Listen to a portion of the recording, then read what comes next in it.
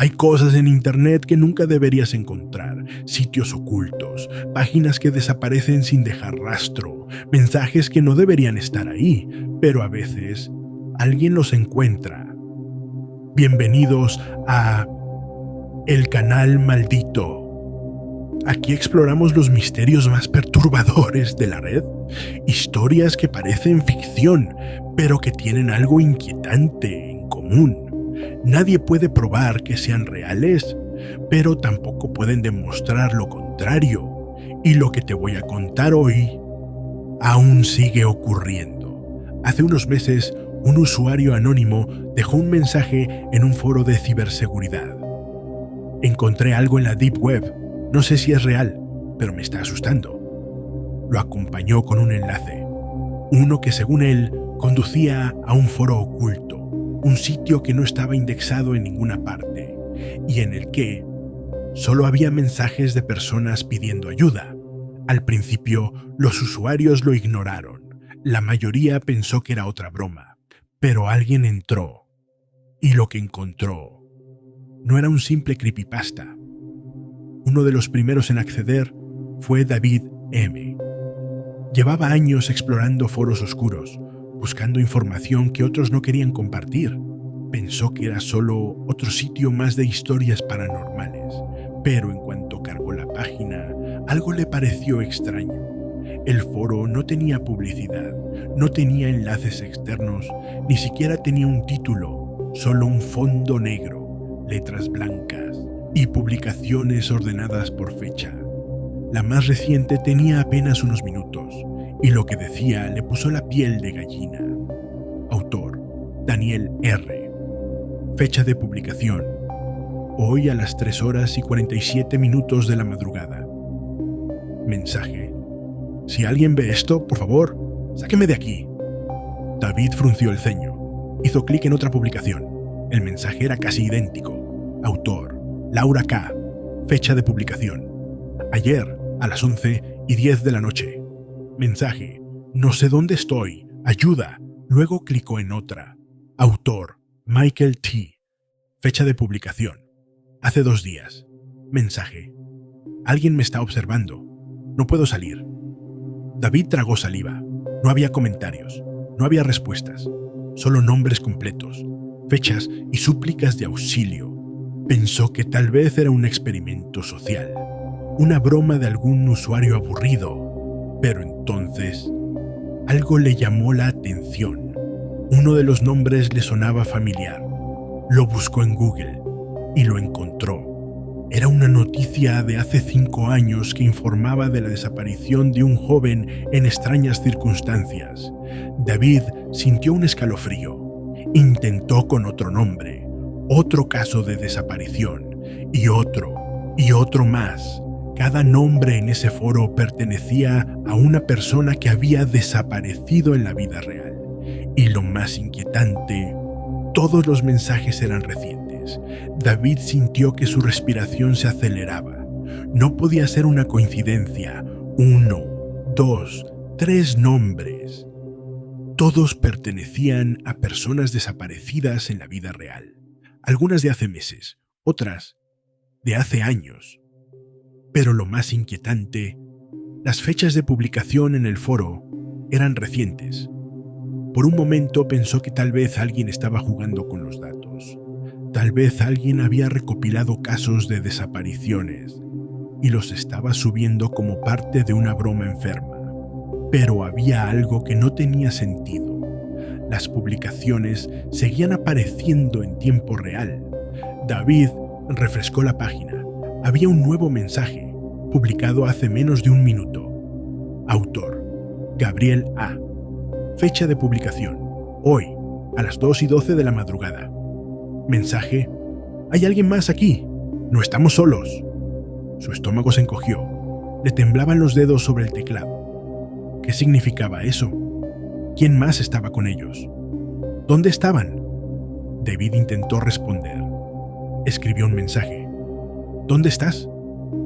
Pero cuando presionó Enter, el foro se congeló, la pantalla se volvió negra y apareció una línea de texto en el centro de la pantalla donde se leía: el siguiente mensaje: no intentes comunicarte. David se quedó mirando el monitor, paralizado. ¿Qué demonios estaba pasando? ¿Alguien estaba controlando el sitio en tiempo real? Movió el ratón, intentó salir de la página, pero no funcionaba. El cursor no respondía. Y entonces el foro volvió a cargarse. Pero algo había cambiado. Todas las publicaciones habían desaparecido. Ya no había nombres, ya no había mensajes. Solo quedaba uno: autor, sin nombre. Fecha de publicación: hace 10 segundos. Mensaje: ahora tú también formas parte de esto. David sintió un escalofrío recorriéndole la espalda. Cerró la laptop de golpe. Trató de respirar hondo. Tal vez se estaba sugestionando demasiado. Tal vez todo era un mal sueño. Pero cuando volvió a abrir su computadora, el foro seguía allí, y en la lista de publicaciones, en la más reciente de todas, estaba su nombre.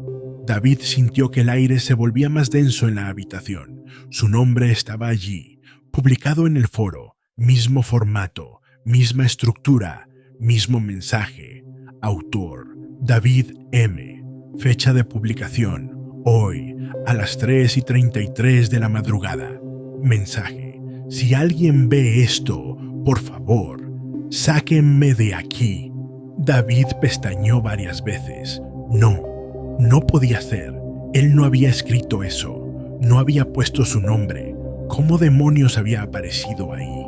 Le temblaban las manos cuando intentó hacer clic en su propia publicación. Pero la pantalla parpadeó. Por un segundo creyó que la computadora se había congelado. Pero entonces un nuevo mensaje apareció en el foro. Uno que no tenía nombre de usuario. Autor: sin nombre. Fecha de publicación: ahora. Mensaje: te dimos una oportunidad. No deberías haber regresado. David sintió que su corazón se detenía. Había alguien ahí. Alguien que lo estaba viendo en tiempo real. No era una broma. No era una página abandonada. Alguien estaba detrás de todo esto. Y lo peor: alguien lo estaba esperando. Sin pensarlo, cerró la pestaña, pero su computadora no le permitió salir. La pantalla se puso negra. Y en el centro, una cuenta regresiva comenzó a aparecer. 10, 9, 8, 7, 6.